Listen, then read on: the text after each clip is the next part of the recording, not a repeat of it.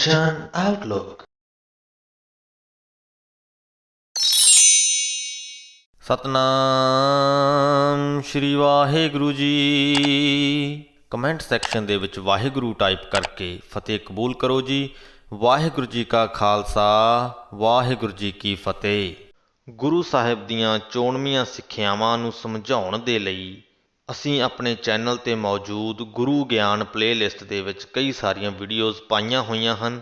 ਤੁਹਾਡੇ ਕਈ ਸਾਰੇ ਸਵਾਲਾਂ ਦੇ ਜਵਾਬ ਇਹਨਾਂ ਵੀਡੀਓਜ਼ ਵਿੱਚੋਂ ਮਿਲ ਜਾਣਗੇ। ਸੋ ਆਪਣੇ ਸਵਾਲਾਂ ਦੀ ਨਿਵਰਤੀ ਦੇ ਲਈ ਤੁਸੀਂ ਇਹਨਾਂ ਵੀਡੀਓਜ਼ ਨੂੰ ਵੇਖ ਸਕਦੇ ਹੋ। ਗੌੜੀ ਮਹਿਲਾ ਪਹਿਲਾ।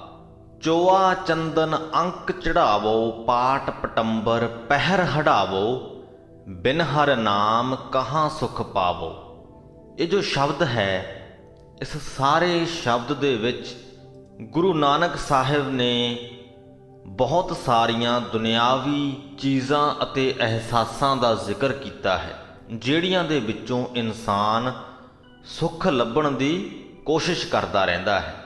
ਅਤੇ ਨਾਲ ਹੀ ਇਹ ਮੈਸੇਜ, ਇਹ ਸੰਦੇਸ਼ ਸਾਨੂੰ ਦਿੱਤਾ ਹੈ ਕਿ ਇਹਨਾਂ ਦੁਨਿਆਵੀ ਚੀਜ਼ਾਂ ਅਤੇ ਅਹਿਸਾਸਾਂ, ਤਾਕਤਾਂ ਦੇ ਵਿੱਚੋਂ ਮਿਲਣ ਵਾਲਾ ਸੁੱਖ ਅਸਥਾਈ ਹੈ, ਨਾਸਵੰਤ ਹੈ। ਅਸਲੀ ਸੁੱਖ ਉਸ ਪਰਮਾਤਮਾ ਦੇ ਨਾਮ ਸਿਮਰਨ ਵਿੱਚੋਂ ਹੀ ਪ੍ਰਾਪਤ ਹੁੰਦਾ ਹੈ। ਪਹਿਲੀਆਂ ਹੀ ਪੰਕਤੀਆਂ ਹਨ, ਚੋਆ ਚੰਦਨ ਅੰਕ ਚੜਾਵੋ। ਚੋਆ ਤੋਂ ਭਾਵ ਅਤਰ ਜਾਂ ਇਤਰ, ਅੰਕ ਤੋਂ ਭਾਵ ਸਰੀਰ। ਕਿ ਜੇਕਰ ਮੈਂ ਆਪਣੇ ਸਰੀਰ ਦੇ ਉੱਤੇ ਅਤਰ ਅਤੇ ਚੰਦਨ ਲਗਾ ਲਵਾਂ, ਛਿੜਕ ਲਵਾਂ। ਪਾਟ ਪਟੰਬਰ ਪਹਿਰ ਹੜਾਵੋ। ਪਾਟ ਪਟੰਬਰ ਤੋਂ ਭਾਵ ਰੇਸ਼ਮ ਦੇ ਕੱਪੜੇ। ਕਿ ਜੇਕਰ ਮੈਂ ਰੇਸ਼ਮ ਦੇ ਕੱਪੜੇ ਪਹਿਨ ਕੇ ਹੰਢਾ ਲਵਾਂ, ਬਿਨ ਹਰ ਨਾਮ ਕਹਾ ਸੁਖ ਪਾਵੋ, ਤਾਂ ਵੀ ਉਸ ਪਰਮਾਤਮਾ ਦੇ ਨਾਮ ਤੋਂ ਬਿਨਾਂ ਕਿੱਥੋਂ ਸੁੱਖ ਪ੍ਰਾਪਤ ਕਰਨਾ ਹੈ? ਕਿਵੇਂ ਮਿਲ ਸਕਦਾ ਹੈ ਸੁੱਖ? ਨਹੀਂ ਮਿਲ ਸਕਦਾ। ਪ੍ਰਸ਼ਨਾਤਮਕ ਢੰਗ ਦੇ ਵਿੱਚ ਹੀ ਗੁਰੂ ਜੀ ਨੇ ਇਹ ਗੱਲ ਲਿਖੀ ਹੈ। ਹਰ ਦੋ ਪੰਕਤੀਆਂ ਤੋਂ ਬਾਅਦ ਜੋ ਤੀਸਰੀ ਪੰਕਤੀ ਆਉਣੀ ਹੈ, ਉਹ ਪ੍ਰਸ਼ਨਾਤਮਕ ਢੰਗ ਦੇ ਵਿੱਚ ਇਹੀ ਦੱਸਿਆ ਗਿਆ ਹੈ ਕਿ ਪ੍ਰਮਾਤਮਾ ਦੇ ਨਾਮ ਤੋਂ ਬਿਨਾਂ ਸੁੱਖ ਪ੍ਰਾਪਤ ਨਹੀਂ ਹੋ ਸਕਦਾ। ਕਿਆ ਪਹਿਰੋ ਕਿਆ ਓੜ ਦਿਖਾਵੋ, ਬਿਨ ਜਗਦੀਸ਼ ਕਹਾਂ ਸੁਖ ਪਾਵੋ ਰਹਾਓ। ਕੀ ਮੇਰੇ ਪਹਿਨਣ ਦਾ ਲਾਭ ਹੈ? ਉਸ ਪਹਿਨੇ ਹੋਏ ਨੂੰ ਦਿਖਾਉਣ ਦਾ ਵੀ ਕੀ ਲਾਭ ਹੈ? ਜਦੋਂ ਕਿ ਪ੍ਰਮਾਤਮਾ ਦੇ ਨਾਮ ਤੋਂ ਬਿਨਾਂ, ਉਹਦੇ ਨਾਲ ਸਾਂਝ ਕਾਇਮ ਕੀਤੀ ਤੋਂ ਬਿਨਾਂ ਹੋਰ ਕਿਤੋਂ ਸੁੱਖ ਮਿਲ ਹੀ ਨਹੀਂ ਸਕਦਾ। ਤਾਂ ਕਿਆ ਪਹਿਰੋ ਕਿਆ ਓੜ ਦਿਖਾਵੋ। ਕੀ ਤਾਂ ਮੈਂ ਪਹਿਨਾਂ, ਕੀ ਮੈਂ ਪਹਿਨ ਕੇ ਕਿਸੇ ਨੂੰ ਦਿਖਾਵਾਂ? ਉਹਦੇ 'ਚੋਂ ਕਿਹੜਾ ਮੈਨੂੰ ਸੁੱਖ ਮਿਲਣਾ? ਸੁੱਖ ਤੇ ਪਰਮਾਤਮਾ ਦੇ ਨਾਮ 'ਚੋਂ ਹੀ ਮਿਲਣਾ ਹੈ। ਕਾਨੀ ਕੁੰਡਲ ਗਲ ਮੋਤੀਅਨ ਕੀ ਮਾਲਾ, ਲਾਲ ਨਿਹਾਲੀ ਫੂਲ ਗੁਲਾਲਾ, ਬਿਨ ਜਗਦੀਸ਼ ਕਹਾਂ ਸੁਖ ਭਾਲਾ। ਕਿ ਜੇਕਰ ਮੈਂ ਆਪਣੇ ਕੰਨਾਂ ਦੇ ਵਿੱਚ ਕੁੰਡਲ ਪਾ ਲਵਾਂ, ਵਾਲੀਆਂ ਪਾ ਲਵਾਂ, ਗਲ ਦੇ ਵਿੱਚ ਮੋਤੀਆਂ ਦੀ ਮਾਲਾ ਵੀ ਪਹਿਨ ਲਵਾਂ, ਲਾਲ ਰੰਗ ਦਾ ਮੇਰਾ ਸ਼ਾਲ ਹੋਵੇ, ਉਹਦੇ ਉੱਪਰ ਵੀ ਫੁੱਲ ਵਿਛਾਏ ਹੋਏ ਹੋਣ, ਗੁਲਾਲ ਦੇ ਫੁੱਲ ਉਸ ਸ਼ਾਲ ਦੇ ਉੱਪਰ ਵਿਛਾਏ ਹੋਏ ਹੋਣ, ਫਿਰ ਵੀ ਬਿਨ ਜਗਦੀਸ਼ ਕਹਾਂ ਸੁਖ ਭਾਲਾ, ਉਸ ਪਰਮਾਤਮਾ ਤੋਂ ਬਿਨਾਂ ਸੁੱਖ ਕਿੱਥੋਂ ਲੱਭ ਸਕਦਾ? ਨੈਣ ਸਲੋਨੀ ਸੁੰਦਰ ਨਾਰੀ, ਖੋੜ ਸਿਗਾਰ ਕਰੈ ਅਤ ਪਿਆਰੀ, ਬਿਨ ਜਗਦੀਸ਼ ਭਜੇ ਨਿਤ ਖੁਆਰੀ। ਕਿ ਜੇਕਰ ਮੇਰੀ ਇਸਤਰੀ ਸੋਹਣੇ ਨੈਣਾ ਵਾਲੀ ਹੋਵੇ, 16 ਪ੍ਰਕਾਰ ਦੇ ਉਹ ਸ਼ਿੰਗਾਰ ਕਰਦੀ ਹੋਵੇ, ਖੋੜ ਤੋਂ ਭਾਵ 16, ਤੇ ਮੈਨੂੰ ਬੜੀ ਪਿਆਰੀ ਲੱਗਦੀ ਹੋਵੇ, ਫਿਰ ਵੀ ਪ੍ਰਮਾਤਮਾ ਦੇ ਨਾਮ ਸਿਮਰਨ ਤੋਂ ਬਿਨਾਂ ਸਦਾ ਖੁਆਰੀ ਹੀ ਹੁੰਦੀ ਹੈ। ਦਰ ਘਰ ਮਹਿਲਾ ਸੇਜ ਸੁਖਾਲੀ, ਅਹਨਸ ਫੂਲ ਵਿਛਾਵੈ ਮਾਲੀ, ਬਿਨ ਹਰ ਨਾਮ ਸੂ ਦੇ ਦੁਖਾਲੀ। ਮੇਰਾ ਸੋਹਣਾ ਘਰ-ਬਾਰ ਹੋਵੇ, ਮਹਿਲ ਮਾੜੀਆਂ ਹੋਣ, ਸੋਹਣੀ ਮੇਰੀ ਸੇਜ ਹੋਵੇ, ਸੁੱਖ ਬਖਸ਼ਣ ਵਾਲੀ ਸੇਜ ਹੋਵੇ, ਦਿਨ ਰਾਤ ਉਸ ਸੇਜ ਦੇ ਉੱਪਰ ਮਾਲੀ ਫੁੱਲ ਵਿਛਾਉਂਦੇ ਹੋਣ, ਫਿਰ ਵੀ ਬਿਨ ਹਰ ਨਾਮ ਸੋ ਦੇ ਦੁਖਾਲੀ। ਉਸ ਪਰਮਾਤਮਾ ਦੇ ਨਾਮ ਤੋਂ ਬਿਨਾਂ ਇਹ ਦੇਹ ਦੁੱਖਾਂ ਵਿੱਚ ਹੀ ਘਿਰੀ ਰਹਿੰਦੀ ਹੈ। ਹੈਵਰ ਗੈਵਰ ਨੇਜੇ ਬਾਜੇ, ਲਸਕਰ ਨੇਬ ਖਵਾਸੀ ਪਾਜੇ, ਬਿਨ ਜਗਦੀਸ਼ ਝੂਠੇ ਦਿਵਾਜੇ। ਸੋਹਣੀਆਂ ਚੰਗੀਆਂ ਨਸਲਾਂ ਦੇ ਮੇਰੇ ਕੋਲ ਹਾਥੀ ਘੋੜੇ ਹੋਣ, ਨੇਜਿਆਂ ਦੇ ਨਾਲ ਲੈਸ ਮੇਰੀ ਫੌਜ ਹੋਵੇ, ਵਾਜੇ ਵੀ ਉਸ ਫੌਜ ਦੇ ਕੋਲ ਹੋਣ। ਅਨੇਕਾਂ ਹੀ ਨਾਇਬ ਅਤੇ ਸ਼ਾਹੀ ਨੌਕਰ ਮੇਰੇ ਅੱਗੇ ਕੰਮ ਕਰਦੇ ਹੋਣ, ਮੇਰੇ ਹੇਠਾਂ ਕੰਮ ਕਰਦੇ ਹੋਣ, ਮੇਰੀ ਤਾਬਿਆ ਦੇ ਵਿੱਚ ਹੋਣ। ਇਹ ਸਭ ਕੁਝ ਵਿਖਾਵੇ ਮਾਤਰ ਹੈ। ਉਸ ਪ੍ਰਮਾਤਮਾ ਦੀ ਸ਼ਰਨ ਤੋਂ ਬਿਨਾਂ ਇਹ ਸਭ ਦਿਖਾਵੇ ਝੂਠੇ ਪੈ ਜਾਂਦੇ ਨੇ, ਨਾਸਵੰਤ ਨੇ, ਖਤਮ ਹੋ ਜਾਣੇ ਨੇ। ਅੱਜ ਮੇਰੇ ਕੋਲ ਹਨ, ਹੋ ਸਕਦਾ ਕੱਲ ਨੂੰ ਮੇਰੇ ਕੋਲ ਨਾ ਹੋਣ, ਸਦਾ ਨਹੀਂ ਰਹਿ ਸਕਦੇ, ਸਥਾਈ ਨਹੀਂ ਹਨ। ਸਿੱਧ ਕਹਾਵੋ ਰਿੱਧ ਸਿੱਧ ਬੁਲਾਵੋ, ਤਾਜ ਕੁਲ ਸਿਰ ਛਤਰ ਬਣਾਵੋ, ਬਿਨ ਜਗਦੀਸ਼ ਕਹਾਂ ਸੱਚ ਪਾਵੋ। ਜੇਕਰ ਮੈਂ ਆਪਣੇ ਆਪ ਨੂੰ ਕਰਾਮਾਤੀ ਅਖਵਾਉਂਦਾ ਹੋਵਾਂ, ਹਰ ਪ੍ਰਕਾਰ ਦੀਆਂ ਕਰਾਮਾਤੀ ਤਾਕਤਾਂ ਨੂੰ ਬੁਲਾਉਣ ਦੀ ਤਾਕਤ ਰੱਖਦਾ ਹੋਵਾਂ, ਤਾਜ ਵਰਗੀ ਮੇਰੇ ਸਿਰ ਤੇ ਟੋਪੀ ਹੋਵੇ, ਛਤਰ ਮੇਰੇ ਸਿਰ ਤੇ ਝੂਲਦੇ ਹੋਣ, ਪਰ ਫਿਰ ਵੀ ਉਸ ਮਾਲਕ ਪਰਮਾਤਮਾ ਤੋਂ ਬਿਨਾਂ ਸੱਚ ਦਾ ਗਿਆਨ ਨਹੀਂ ਹੁੰਦਾ। ਉਹਦੀ ਰਜ਼ਾ ਤੋਂ ਬਿਨਾਂ, ਉਹਦੀ ਮਿਹਰ ਤੋਂ ਬਿਨਾਂ ਇਹ ਗਿਆਨ ਨਹੀਂ ਹੁੰਦਾ ਕਿ ਇਹ ਸਾਰੇ ਅਹਿਸਾਸ ਦੁਨਿਆਵੀ ਹਨ, ਅਸਥਾਈ ਹਨ, ਨਾਸਵੰਤ ਹਨ, ਸਦਾ ਮੇਰੇ ਨਾਲ ਚੱਲਣ ਵਾਲੇ ਨਹੀਂ ਹਨ। ਬਿਨ ਜਗਦੀਸ਼ ਕਹਾਂ ਸੱਚ ਪਾਵੋ, ਖਾਨ ਮਲੂਕ ਕਹਾਵੋ ਰਾਜਾ, ਅਵੇ ਤਵੇ ਕੂੜੇ ਹੈ ਪਾਜਾ, ਬਿਨ ਗੁਰ ਸ਼ਬਦ ਨਾ ਸਬਰਸ ਕਾਜਾ। ਜੇ ਮੈਂ ਆਪਣੇ ਆਪ ਨੂੰ ਖਾਨ ਅਖਵਾਉਂਦਾ ਹੋਵਾਂ, ਬਾਦਸ਼ਾਹ ਅਖਵਾਉਂਦਾ ਹੋਵਾਂ, ਰਾਜਾ ਅਖਵਾਉਂਦਾ ਹੋਵਾਂ, ਅਵੇ ਤਵੇ ਭਾਵ ਕਿ ਨੌਕਰਾਂ ਨੂੰ ਝਿੜਕਾਂ ਮਾਰਨ ਦੀ ਵੀ ਸ਼ਮਤਾ ਰੱਖਦਾ ਹੋਵਾਂ, ਨੌਕਰਾਂ ਨੂੰ ਝਿੜਕਾਂ ਮਾਰਨ ਦੀ ਮੇਰੇ ਕੋਲ ਤਾਕਤ ਹੋਵੇ, ਪਰ ਇਹ ਦਿਖਾਵਾ ਵੀ ਕੂੜ ਹੈ, ਝੂਠਾ ਹੈ। ਗੁਰੂ ਦੇ ਸ਼ਬਦ ਤੋਂ ਬਿਨਾਂ ਮਨੁੱਖੀ ਜੀਵਨ ਦਾ ਮਨੋਰਥ ਸੰਪੂਰਨ ਨਹੀਂ ਹੁੰਦਾ, ਸਵਰਦਾ ਨਹੀਂ। ਹਉਮੈ ਮਮਤਾ ਗੁਰ ਸ਼ਬਦ ਵਿਸਾਰੀ, ਗੁਰੂ ਦੇ ਸ਼ਬਦਾਂ ਦੇ ਲੜ ਲੱਗ ਕੇ ਹੀ ਅਸੀਂ ਆਪਣੀ ਹਉਮੈ ਨੂੰ ਤੇ ਮੋਹ ਨੂੰ ਖਤਮ ਕਰ ਸਕਦੇ ਹਾਂ। ਮਮਤਾ ਤੋਂ ਇੱਥੇ ਭਾਵ ਦੁਨਿਆਵੀ ਮਲਕੀਅਤਾਂ ਦੀ ਤਾਂਘ ਹੈ। ਜੋ ਅਸੀਂ ਦੁਨਿਆਵੀ ਮਲਕੀਅਤਾਂ ਦੀ ਤਾਂਘ ਕਰਦੇ ਰਹਿੰਦੇ ਹਾਂ ਤੇ ਉਹਨਾਂ ਨੂੰ ਪ੍ਰਾਪਤ ਕਰਕੇ ਆਪਣੇ ਆਪ ਨੂੰ ਬਹੁਤ ਵੱਡੇ ਸਮਝਣ ਲੱਗਦੇ ਹਾਂ, ਹਉਮੈ ਦੇ ਵਿੱਚ ਆ ਜਾਂਦੇ ਹਾਂ। ਇਹ ਅਹਿਸਾਸ ਗੁਰੂ ਦੇ ਸ਼ਬਦਾਂ ਤੋਂ ਬਿਨਾਂ ਵਿਸਾਰੇ ਨਹੀਂ ਜਾ ਸਕਦੇ।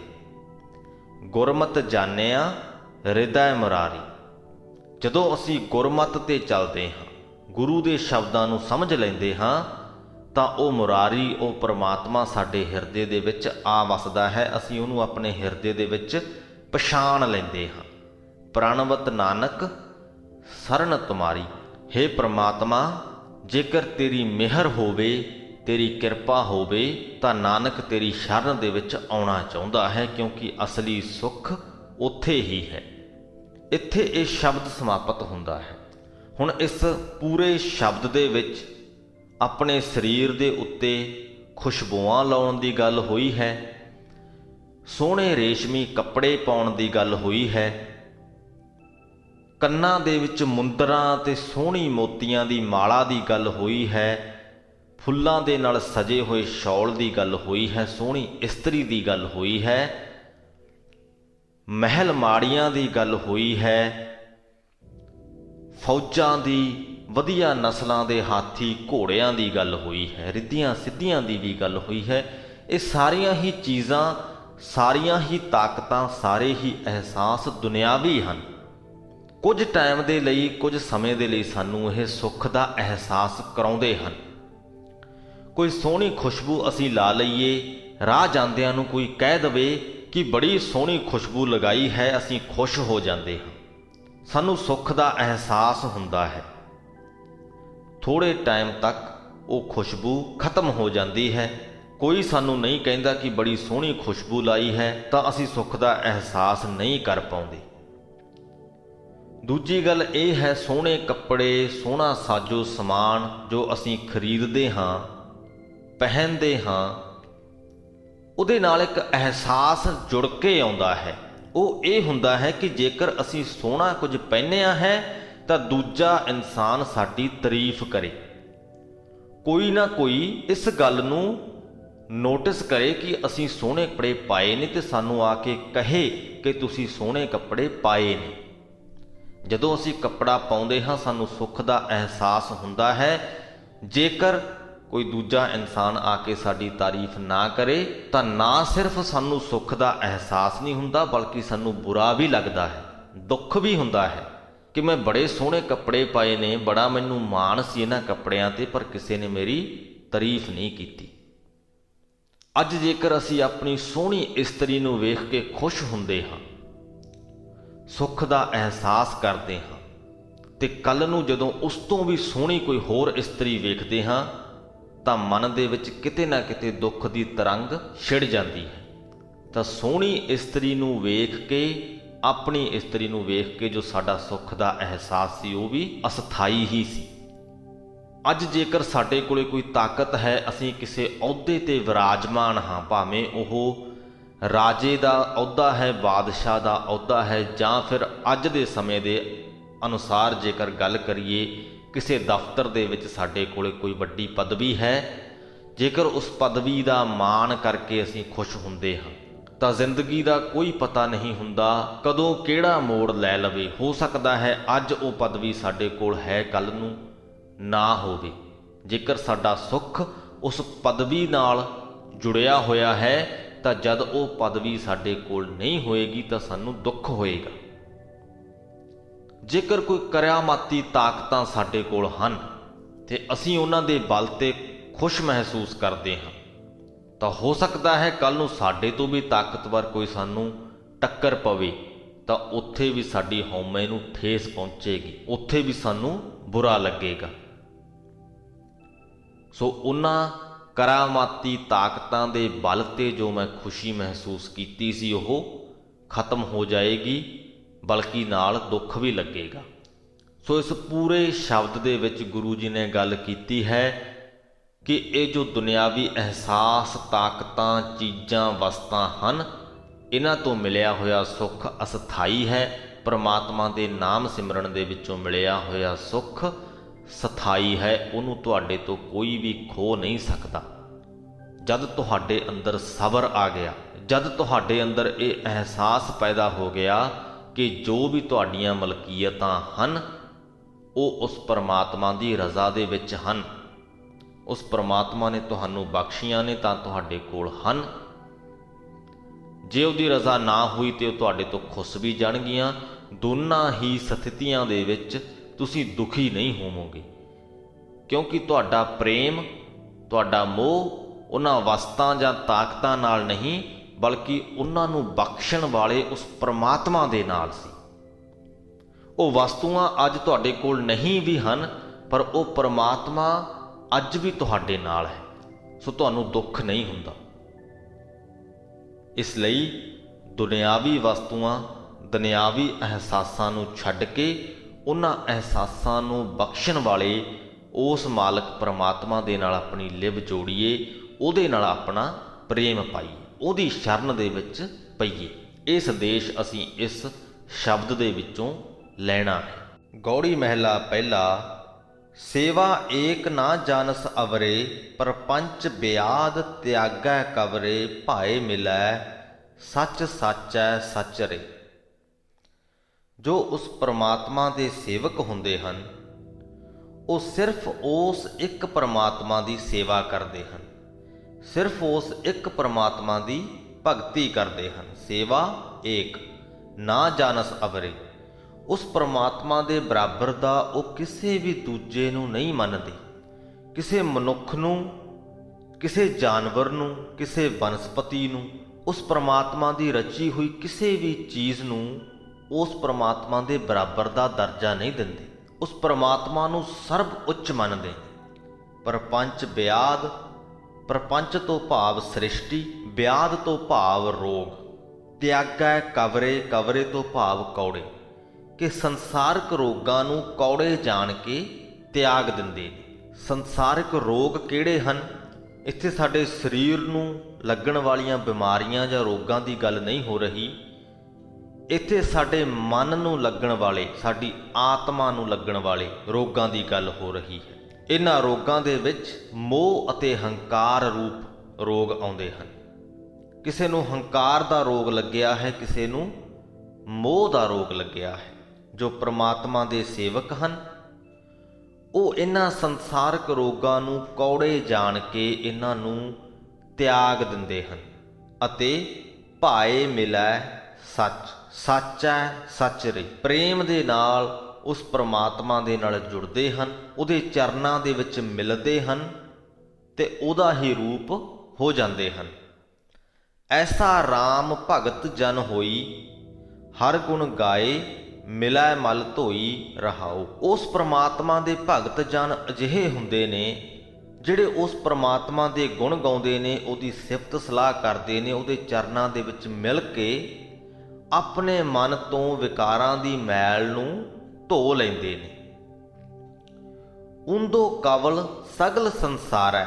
ਉਂਦੋ ਤੋਂ ਭਾਵ ਉਲਟਿਆ ਹੋਇਆ ਤੇ ਕਵਲ ਤੋਂ ਭਾਵ ਸਾਡਾ ਹਿਰਦੇ ਰੂਪ ਕਮਲ ਫੁੱਲ। ਗੁਰੂ ਜੀ ਕਹਿੰਦੇ ਕਿ ਸਗਲ ਸੰਸਾਰ ਦਾ, ਸਾਰੇ ਹੀ ਸੰਸਾਰ ਦਾ ਹਿਰਦਾ ਕਮਲ ਜੋ ਹੈ ਉਹ ਉਲਟਿਆ ਹੋਇਆ ਹੈ।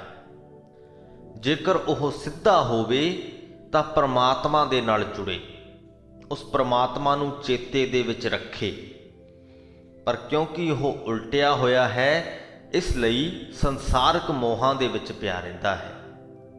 ਸੰਸਾਰਿਕ ਵਸਤੂਆਂ ਅਤੇ ਅਹਿਸਾਸਾਂ ਦੇ ਮੋਹ ਦੇ ਵਿੱਚ ਹੀ ਫਸਿਆ ਰਹਿੰਦਾ ਹੈ। ਉਂਦੋ ਕਵਲ ਸਗਲ ਸੰਸਾਰੈ, ਦੁਰਮਤ ਅਗਨ ਜਗਤ ਪ੍ਰਜਾਰੈ। ਪ੍ਰਜਾਰੈ ਤੋਂ ਭਾਵ ਪੂਰੇ ਜ਼ੋਰ ਦੇ ਨਾਲ ਜਲਾਉਣਾ, ਕਿ ਦੁਰਮਤ ਕੋਝੀ ਮਤ ਦੀ ਜੋ ਅਗਨੀ ਹੈ ਉਹ ਇਸ ਸੰਸਾਰ ਨੂੰ ਪੂਰੇ ਜ਼ੋਰ ਸ਼ੋਰ ਦੇ ਨਾਲ ਜਲਾ ਰਹੀ ਹੈ। ਸੋ ਉਬਰੈ ਗੁਰ ਸ਼ਬਦ ਵਿਚਾਰੈ। ਇਸ ਅਗਨੀ ਤੋਂ ਉਹੀ ਬਚ ਪਾਉਂਦਾ ਹੈ ਜਿਹੜਾ ਗੁਰੂ ਦੇ ਸ਼ਬਦਾਂ ਦੀ ਵਿਚਾਰ ਕਰਦਾ ਹੈ। ਪਿਰੰਗ ਪਤੰਗ ਕੁੰਚਰ ਅਰਮੀਨਾ, ਮਿਰਗ ਮਰੈ ਸਹਿ ਆਪਣਾ ਕੀਨਾ। ਪਿਰੰਗ ਤੋਂ ਭਾਵ ਭੌਰਾ, ਪਤੰਗਾ, ਕੁੰਚਰ ਤੋਂ ਭਾਵ ਹਾਥੀ, ਮੀਨਾ ਤੋਂ ਭਾਵ ਮਛਲੀ ਅਤੇ ਮਿਰਗ ਤੋਂ ਭਾਵ ਹਿਰਨ। ਤਾਂ ਗੁਰੂ ਜੀ ਕਹਿੰਦੇ ਕਿ ਭੌਰਾ, ਪਤੰਗਾ, ਹਾਥੀ, ਮਛਲੀ, ਹਿਰਨ ਸਾਰੇ ਆਪੋ ਆਪਣਾ ਕੀਤਾ ਹੋਇਆ ਸਹਿ ਕੇ ਮਰ ਜਾਂਦੇ ਹਨ। ਮਰੈ ਸਹਿ ਆਪਣਾ ਕੀਨਾ, ਤੇ ਮਨੁੱਖ ਵੀ ਉਹਨਾਂ ਦੇ ਵਿੱਚੋਂ ਇੱਕ ਹੈ। ਜਿਸ ਪ੍ਰਕਾਰ ਇਹ ਸਾਰੇ ਜਾਨਵਰ ਤੇ ਕੀਟ ਪਤੰਗੇ ਆਪੋ ਆਪਣਾ ਕੀਤਾ ਹੋਇਆ ਸਹਿ ਕੇ ਮਰ ਜਾਂਦੇ ਹਨ, ਉਸੇ ਪ੍ਰਕਾਰ ਹੀ ਮਨੁੱਖ ਵੀ ਆਪਣੀ ਜ਼ਿੰਦਗੀ ਦੇ ਵਿੱਚ ਜੋ ਕੁਝ ਕਰਦਾ ਹੈ, ਜੋ ਕੁਝ ਕਰਵਾਉਂਦਾ ਹੈ, ਉਹ ਸਭ ਕੁਝ ਕਰ ਕਰਾ ਕੇ ਆਖਰ ਨੂੰ ਮਰ ਹੀ ਜਾਂਦਾ ਹੈ। ਸਦਾ ਮਨੁੱਖ ਵੀ ਜੀਵਤ ਨਹੀਂ ਰਹਿੰਦਾ। ਤੇ ਜੋ ਅਗਲੀ ਪੰਕਤੀ ਹੈ, ਗੁਰੂ ਜੀ ਕਹਿੰਦੇ ਕਿ ਤ੍ਰਿਸ਼ਨਾ ਰਾਚ ਤਤ ਨਹੀਂ ਬੀਨਾ। ਪਰ ਫਿਰ ਵੀ ਹਾਲਾਂਕਿ ਹਰ ਜੀਵ ਨੇ ਮਰ ਜਾਣਾ ਹੁੰਦਾ ਹੈ, ਫਿਰ ਵੀ ਆਪਣੇ ਜੀਵਨ ਦੇ ਦੌਰਾਨ ਤ੍ਰਿਸ਼ਨਾਵਾਂ ਦੇ ਵਿੱਚ ਹੀ ਰਚਿਆ ਰਹਿੰਦਾ ਹੈ, ਤ੍ਰਿਸ਼ਨਾਵਾਂ ਦੇ ਵਿੱਚ ਹੀ ਰੁੱਝਿਆ ਰਹਿੰਦਾ ਹੈ। ਤਤ ਨਹੀਂ ਬੀਨਾ, ਇਸ ਅਸਲ ਸੱਚਾਈ ਨੂੰ ਸਮਝਦਾ ਨਹੀਂ ਕਿ ਉਹਨੇ ਸਦਾ ਇੱਥੇ ਨਹੀਂ ਰਹਿਣਾ। ਜੀਵਨ ਦੀ ਇਸ ਅਟੱਲ ਸੱਚਾਈ ਤੋਂ ਮੁਨਕਰ ਹੋਇਆ ਰਹਿੰਦਾ ਹੈ। ਕਾਮ ਚਿਤੈ ਕਾਮਨ ਹਿਤਕਾਰੀ, ਕ੍ਰੋਧ ਬਿਨਾਸੈ ਸਗਲ ਵਿਕਾਰੀ, ਪਤ ਮਤ ਖੋਵੈ ਨਾਮ ਵਿਸਾਰੀ। ਕਾਮਨ ਤੋਂ ਭਾਵ ਇਸਤਰੀ ਤੇ ਹਿਤਕਾਰੀ ਤੋਂ ਭਾਵ ਉਹਨੂੰ ਪ੍ਰੇਮ ਕਰਨ ਵਾਲਾ, ਉਹਦਾ ਹਿੱਤ ਕਰਨ ਵਾਲਾ। ਕਾਮਨ ਹਿਤਕਾਰੀ ਮਰਦ ਭਾਵ ਕਿ ਇਸਤਰੀ ਦੇ ਮੋਹ ਦੇ ਵਿੱਚ ਪਿਆ ਹੋਇਆ ਮਰਦ ਕਾਮ ਚਿਤੈ, ਕਾਮ ਵਾਸਨਾ ਨੂੰ ਹੀ ਆਪਣੇ ਮਨ ਦੇ ਵਿੱਚ ਚਿਤਵਦਾ ਰਹਿੰਦਾ ਹੈ। ਤੇ ਦੂਜੇ ਪਾਸੇ ਕਈ ਮਨੁੱਖ ਅਜਿਹੇ ਹੁੰਦੇ ਨੇ ਜਿਹੜੇ ਕ੍ਰੋਧ ਦੇ ਵਿੱਚ ਰਹਿੰਦੇ ਨੇ, ਤਾਂ ਗੁਰੂ ਜੀ ਕਹਿੰਦੇ ਕ੍ਰੋਧ ਬਿਨਾਸੈ ਸਗਲ ਵਿਕਾਰੀ। ਜੋ ਕ੍ਰੋਧ ਹੈ ਸਾਰੇ ਹੀ ਵਿਕਾਰੀਆਂ ਨੂੰ ਵਿਨਾਸ਼ਦਾ ਹੈ, ਉਹਨਾਂ ਦਾ ਨਾਸ ਕਰਦਾ ਹੈ, ਉਹਨਾਂ ਦੀ ਆਤਮਿਕ ਜੀਵਨ ਨੂੰ ਖਤਮ ਕਰ ਦਿੰਦਾ ਹੈ, ਉਹਨਾਂ ਦੀ ਅਕਲ ਨੂੰ ਖੋਰਾ ਲਾ ਦਿੰਦਾ ਹੈ। ਤਾਂ ਕਾਮ ਅਤੇ ਕ੍ਰੋਧ ਦੇ ਵਿੱਚ ਫਸੇ ਹੋਏ ਮਨੁੱਖ ਪਤ ਮਤ ਖੋਵੈ ਨਾਮ ਵਿਸਾਰੀ, ਉਹ ਆਪਣੀ ਇੱਜ਼ਤ ਵੀ ਖੋ ਦਿੰਦੇ ਹਨ ਤੇ ਅਕਲ ਵੀ ਖੋ ਦਿੰਦੇ ਹਨ। ਕਿਉਂਕਿ ਵਿਕਾਰਾਂ ਦੇ ਵਿੱਚ ਉਹ ਲੱਗੇ ਹੋਏ ਨੇ ਤੇ ਨਾਮ ਨੂੰ ਉਹਨਾਂ ਨੇ ਵਿਸਾਰਿਆ ਹੁੰਦਾ ਹੈ। ਪਰ ਘਰ ਚੀਤ ਮਨਮੁਖ ਡੋਲਾਏ, ਜੋ ਮਨਮੁਖ ਹੈ, ਆਪਣੇ ਮਨ ਦੇ ਪਿੱਛੇ ਚੱਲਣ ਵਾਲਾ ਮਨੁੱਖ ਹੈ, ਉਹ ਪਰਾਏ ਘਰ ਦੇ ਵਿੱਚ ਹੀ ਨਿਗਾਹ ਰੱਖਦਾ ਹੈ ਤੇ ਆਪਣੇ ਆਪ ਨੂੰ ਡੁਲਾਉਂਦਾ ਰਹਿੰਦਾ ਹੈ, ਪਰਾਏ ਘਰ ਦੇ ਵਿੱਚ ਤੱਕ ਕੇ ਝੂਰਦਾ ਰਹਿੰਦਾ ਹੈ। ਉਹਦੀ ਸੁਰਤ ਇਸ ਗੱਲ ਦੇ ਵਿੱਚ ਹੁੰਦੀ ਹੈ ਕਿ ਦੂਜੇ ਕੀ ਕਰ ਰਹੇ ਨੇ, ਕੋਈ ਮੇਰੇ ਤੋਂ ਅੱਗੇ ਤੇ ਨਹੀਂ ਲੰਘ ਰਿਹਾ, ਜਾਂ ਕੋਈ ਮੇਰੀ ਬੁਰਾਈ ਤੇ ਨਹੀਂ ਕਰ ਰਿਹਾ, ਕੋਈ ਮੇਰੇ ਖਿਲਾਫ ਛੜਯੰਤਰ ਤਾਂ ਨਹੀਂ ਰਚ ਰਿਹਾ, ਕੋਈ ਮੇਰਾ ਨੁਕਸਾਨ ਕਰਨ ਨੂੰ ਤਾਂ ਨਹੀਂ ਆ ਰਿਹਾ। ਉਹਦੀ ਸੁਰਤ ਹਮੇਸ਼ਾ ਬਾਹਰ ਲੱਗੀ ਰਹਿੰਦੀ ਹੈ, ਪਰਾਏ ਘਰ ਦੇ ਵਿੱਚ ਲੱਗੀ ਰਹਿੰਦੀ ਹੈ, ਤੇ ਨਤੀਜਾ ਕੀ ਹੁੰਦਾ ਹੈ, ਉਹ ਡੋਲਦਾ ਰਹਿੰਦਾ ਹੈ, ਆਪਣੇ ਅਸਲੀ ਜੀਵਨ ਪੰਧ ਤੋਂ ਡੋਲ ਜਾਂਦਾ ਹੈ ਤੇ ਉਹਦੇ ਗਲ ਦੇ ਵਿੱਚ ਵਿਕਾਰਾਂ ਦੀ ਫਾਹੀ ਆ ਪੈਂਦੀ ਹੈ। ਗਲ ਚੇਵਰੀ ਧੰਦਾ ਲਪਟਾਏ, ਗੁਰਮੁਖ ਛੂਟਸ ਹਰ ਗੁਣ ਗਾਏ। ਤੇ ਇਸ ਵਿਕਾਰਾਂ ਦੀ ਫਾਹੀ ਤੋਂ ਜੇ ਬਚਣਾ ਹੈ ਤਾਂ ਗੁਰਮੁਖ ਬਣਨਾ ਪੈਂਦਾ ਹੈ, ਗੁਰੂ ਦੇ ਲੜ ਲੱਗਣਾ ਪੈਂਦਾ ਹੈ, ਗੁਰੂ ਦੇ ਲੜ ਲੱਗ ਕੇ ਉਸ ਪ੍ਰਮਾਤਮਾ ਦੇ ਗੁਣ ਗਾਉਣੇ ਪੈਂਦੇ ਨੇ, ਉਹਦੀ ਸਿਫਤ ਸਲਾਹ ਕਰਨੀ ਪੈਂਦੀ ਹੈ। ਗੁਰਮੁਖ ਛੂਟਸ ਹਰ ਗੁਣ ਗਾਏ, ਜੋ ਗੁਰਮੁਖ ਹੈ ਉਸ ਹਰੀ ਦੇ ਗੁਣ ਗਾ ਕੇ ਇਸ ਵਿਕਾਰਾਂ ਦੀ ਫਾਹੀ ਤੋਂ ਛੁੱਟ ਜਾਂਦਾ ਹੈ। ਜਿਉ ਤਨ ਵਿਧਵਾ ਪਰ ਕਉ ਦੇਈ, ਕਾਮ ਦਾਮ ਚਿੱਤ ਪਰਵਸ ਸੇਈ, ਬਿਨ ਪਿਰ ਤ੍ਰਿਪਤ ਨ ਕਬਹੂ ਹੋਈ। ਕਿ ਜਿਸ ਪ੍ਰਕਾਰ ਜੇਕਰ ਕੋਈ ਵਿਧਵਾ ਆਪਣੇ ਸਰੀਰ ਨੂੰ, ਆਪਣੇ ਤਨ ਨੂੰ ਕਿਸੇ ਪਰਾਏ ਮਰਦ ਦੇ ਹਵਾਲੇ ਕਰ ਦੇਵੇ, ਜਿਉ ਤਨ ਵਿਧਵਾ ਪਰ ਕਉ ਦੇਈ, ਕਾਮ ਦਾਮ ਚਿੱਤ ਪਰਵਸ ਸੇਈ, ਆਪਣੀ ਕਾਮ ਵਾਸਨਾ ਨੂੰ ਮਿਟਾਉਣ ਦੇ ਲਈ ਜਾਂ ਪੈਸੇ ਦੇ ਲਾਲਚ ਦੇ ਵਿੱਚ ਆਪਣੇ ਮਨ ਨੂੰ ਵੀ ਦੂਜੇ ਮਨੁੱਖ ਦੇ ਵਸ ਦੇ ਵਿੱਚ ਕਰ ਦੇਵੇ, ਤਾਂ ਵੀ ਉਹਨੂੰ ਸੰਤੁਸ਼ਟੀ ਨਹੀਂ ਮਿਲਣੀ। ਬਿਨ ਪਿਰ ਤ੍ਰਿਪਤ ਨਾ ਕਬਹੂ ਹੋਈ, ਉਹ ਜੋ ਪਰਾਇਆ ਮਰਦ ਹੈ ਉਹਦੇ ਪਤੀ ਦੀ ਥਾਂ ਨਹੀਂ ਲੈ ਸਕਦਾ। ਜੋ ਉਸ ਇਸਤਰੀ ਦਾ ਆਪਣੇ ਪਤੀ ਦੇ ਨਾਲ ਰਿਸ਼ਤਾ ਸੀ, ਜਿਹਦੇ ਨਾਲ ਉਹ ਆਪਣੇ ਦਿਲ ਦੀਆਂ ਗੱਲਾਂ ਸਾਂਝੀਆਂ ਕਰਦੀ ਸੀ, ਜਿਹੜਾ ਦੁੱਖ ਸੁੱਖ ਦੇ ਵਿੱਚ ਉਹਦਾ ਸਹਾਰਾ ਬਣਦਾ ਸੀ, ਜਿਹਦੇ ਨਾਲ ਉਹਦਾ ਇੱਕ ਪ੍ਰੇਮ ਦਾ ਰਿਸ਼ਤਾ ਸੀ, ਜੋ ਸੰਤੁਸ਼ਟੀ, ਜੋ ਤ੍ਰਿਪਤੀ, ਜੋ ਖੁਸ਼ੀ ਉਹਦਾ ਪਤੀ ਉਹਨੂੰ ਦੇ ਸਕਦਾ ਸੀ, ਉਹ ਪਰਾਇਆ ਮਨੁੱਖ ਨਹੀਂ ਦੇ ਸਕਦਾ। ਤੇ ਇਹੀ ਗੱਲ ਜੀਵ ਦੇ ਉੱਤੇ ਵੀ ਨਿਰਭਰ ਕਰਦੀ ਹੈ। ਹਰ ਇੱਕ ਜੀਵ ਦਾ ਪਤੀ, ਉਹਦਾ ਖਸਮ, ਉਹਦਾ ਮਾਲਕ ਉਹ ਪਰਮਾਤਮਾ ਹੈ। ਜੋ ਖੁਸ਼ੀ ਸਾਨੂੰ ਉਸ ਪਰਮਾਤਮਾ ਨੇ ਦੇਣੀ ਹੈ ਉਹ ਦੂਜਾ ਕੋਈ ਨਹੀਂ ਦੇ ਸਕਦਾ। ਇਹ ਜੋ ਵਿਕਾਰ ਹਨ, ਇਹ ਜੋ ਸੰਸਾਰਿਕ ਵਸਤਾਂ ਦਾ ਮੋਹ ਹੈ, ਇਹ ਉਸ ਪਰਾਏ ਮਨੁੱਖ ਦੇ ਵਰਗਾ ਹੈ, ਪਰਾਏ ਮਰਦ ਦੇ ਵਰਗਾ ਹੈ, ਜਿਹੜਾ ਸਾਨੂੰ ਅਸਥਾਈ ਤੌਰ ਤੇ ਖੁਸ਼ ਜ਼ਰੂਰ ਕਰਦਾ ਹੈ, ਪਰ ਸਥਾਈ ਤੌਰ ਤੇ ਸਾਨੂੰ ਜੋ ਖੁਸ਼ੀ ਹੈ ਉਹ ਸਾਡੇ ਖਸਮ ਪਰਮਾਤਮਾ ਤੋਂ ਹੀ ਮਿਲ ਸਕਦੀ ਹੈ। ਵਿਧਵਾ ਦੀ ਉਦਾਹਰਣ ਦੇ ਕੇ ਗੁਰੂ ਜੀ ਸਾਨੂੰ ਇਹ ਗੱਲ ਸਮਝਾਉਣੀ ਚਾਹੁੰਦੇ ਹਨ ਕਿ ਜਿਸ ਮਨੁੱਖ ਦਾ ਪਰਮਾਤਮਾ ਦੇ ਨਾਲ ਪ੍ਰੇਮ ਨਹੀਂ ਹੈ, ਜਿਹੜਾ ਉਹਦੀ ਹੋਂਦ ਨੂੰ ਸਵੀਕਾਰ ਨਹੀਂ ਕਰਦਾ, ਉਹ ਉਸ ਵਿਧਵਾ ਦੀ ਤਰ੍ਹਾਂ ਹੈ ਜਿਨ੍ਹੇ ਆਪਣਾ ਤਨ ਤੇ ਆਪਣਾ ਮਨ ਪਰਾਇਆਂ ਨੂੰ ਸੌਂਪ ਰੱਖਿਆ ਹੈ, ਤੇ ਇਸ ਸਭ ਚੋਂ ਉਹ ਸਥਾਈ ਤੌਰ ਤੇ ਕੋਈ ਵੀ ਖੁਸ਼ੀ ਹਾਸਲ ਨਹੀਂ ਕਰ ਸਕਦੀ। ਪੜ੍ਹ ਪੜ੍ਹ ਪੋਥੀ ਸਿਮਰਤ ਪਾਠਾ, ਵੇਦ ਪੁਰਾਣ ਪੜ੍ਹੈ ਸੁਣ ਥਾਟਾ। ਬਹੁਤ ਹੀ ਮਹੱਤਵਪੂਰਨ ਪੰਕਤੀਆਂ ਹਨ ਤੇ ਇਹਨਾਂ ਦੇ ਵਿੱਚੋਂ ਸਿੱਖ ਧਰਮ ਦੀ ਤਰਾਸਦੀ ਵੀ ਝਲਕਦੀ ਹੈ। ਇਹ ਗੱਲ ਗੁਰੂ ਸਾਹਿਬ ਦੇ ਵੇਲਿਆਂ ਦੇ ਵਿੱਚ ਵੀ ਲਾਗੂ ਹੁੰਦੀ ਸੀ ਤੇ ਅੱਜ ਵੀ ਹੁੰਦੀ ਹੈ ਕਿ ਜੋ ਹਿੰਦੂ ਧਰਮ ਹੈ ਉਹਦੇ ਜੋ ਸ਼ਾਸਤਰ ਹਨ ਉਹਨਾਂ ਦਾ ਪਾਠ ਕੀਤਾ ਜਾਂਦਾ ਸੀ, ਖਾਸ ਕਰਕੇ ਗੀਤਾ ਦਾ। ਅੱਜ ਵੀ ਗੀਤਾ ਦਾ ਪਾਠ ਹੁੰਦਾ ਹੈ, ਉਹਨਾਂ ਵੇਲਿਆਂ ਦੇ ਵਿੱਚ ਵੀ ਹੁੰਦਾ ਸੀ। ਇਸੇ ਤਰ੍ਹਾਂ ਹੀ ਜੋ ਵੇਦ ਅਤੇ ਪੁਰਾਣ ਹਨ ਉਹਨਾਂ ਨੂੰ ਉਹਨਾਂ ਜ਼ਮਾਨਿਆਂ ਦੇ ਵਿੱਚ ਵੀ ਪੜ੍ਹਿਆ ਜਾਂਦਾ ਸੀ, ਅੱਜ ਵੀ ਪੜ੍ਹਿਆ ਜਾਂਦਾ ਹੈ। ਫਰਕ ਇੰਨਾ ਕੁ ਹੈ ਕਿ ਉਹਨਾਂ ਜ਼ਮਾਨਿਆਂ ਦੇ ਵਿੱਚ ਇਹਨਾਂ ਸ਼ਾਸਤਰਾਂ ਨੂੰ ਸਿਰਫ ਪੰਡਤਾਂ ਵੱਲੋਂ ਪੜ੍ਹਿਆ ਜਾਂਦਾ ਸੀ। ਜਾਤ ਪਾਤ ਦਾ ਵਖਰੇਵਾਂ ਬਹੁਤ ਜ਼ਿਆਦਾ ਸੀ। ਨੀਵੀਂ ਜਾਤ ਦੇ ਲੋਕਾਂ ਨੂੰ ਇਹ ਇਜਾਜ਼ਤ ਨਹੀਂ ਹੁੰਦੀ ਸੀ ਕਿ ਉਹ ਸ਼ਾਸਤਰਾਂ ਨੂੰ ਪੜ੍ਹ ਸਕਣ। ਅੱਜ ਅਜਿਹਾ ਕੁਝ ਨਹੀਂ ਹੈ। ਅੱਜ ਇੰਟਰਨੈਟ ਦੀ ਦੁਨੀਆ ਦੇ ਵਿੱਚ ਇੰਟਰਨੈਟ 'ਤੇ ਸਭ ਕੁਝ ਮੌਜੂਦ ਹੈ। ਤੁਸੀਂ ਜਿਹੜਾ ਵੀ ਸ਼ਾਸਤਰ ਚਾਹੋ ਪੜ੍ਹ ਸਕਦੇ ਹੋ, ਤੁਹਾਨੂੰ ਕੋਈ ਵੀ ਨਹੀਂ ਰੋਕ ਸਕਦਾ।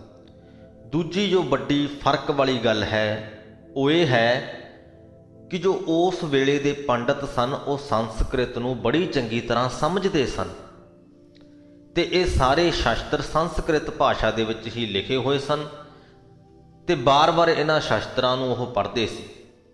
ਅੱਜ ਜੇਕਰ ਗੀਤਾ ਦਾ ਪਾਠ ਕਿਸੇ ਨੇ ਰਖਵਾਇਆ ਹੋਵੇ ਤਾਂ ਜੋ ਪੰਡਤ ਹੈ ਉਹਨੂੰ ਸ਼ਾਇਦ ਸਮਝ ਆਉਂਦੀ ਹੋਵੇ ਕਿ ਉਹਦੇ ਵਿੱਚ ਲਿਖਿਆ ਕੀ ਹੈ, ਪਰ ਜੋ ਆਮ ਸੰਗਤ ਹੈ ਕਿਉਂਕਿ ਉਹਨੂੰ ਸੰਸਕ੍ਰਿਤ ਦਾ ਗਿਆਨ ਕੋਈ ਨਹੀਂ ਤਾਂ ਉਹਨੂੰ ਸਮਝ ਨਹੀਂ ਆਉਂਦੀ ਵੀ ਪੰਡਤ ਕੀ ਬੋਲ ਰਿਹਾ ਹੈ। ਉਹ ਸਿਰਫ ਬੈਠੇ ਨੇ, ਬੈਠ ਕੇ ਪਾਠ ਨੂੰ ਸੁਣ ਰਹੇ ਹੁੰਦੇ ਨੇ।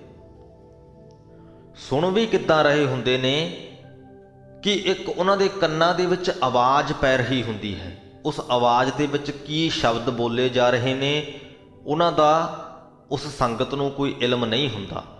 ਇਹਨਾਂ ਪੰਕਤੀਆਂ ਨੂੰ ਪੜ੍ਹ ਕੇ ਅਸੀਂ ਇਹ ਨਹੀਂ ਕਹਿ ਸਕਦੇ ਕਿ ਗੁਰੂ ਜੀ ਨੇ ਇਸ ਪ੍ਰਕਿਰਿਆ ਦਾ ਖੰਡਨ ਕੀਤਾ ਹੈ। ਗੁਰੂ ਜੀ ਨੇ ਸਿਰਫ ਇਹ ਦੱਸਿਆ ਹੈ ਕਿ ਇਹ ਪ੍ਰਕਿਰਿਆ ਲੋਕ ਕਰਦੇ ਨੇ।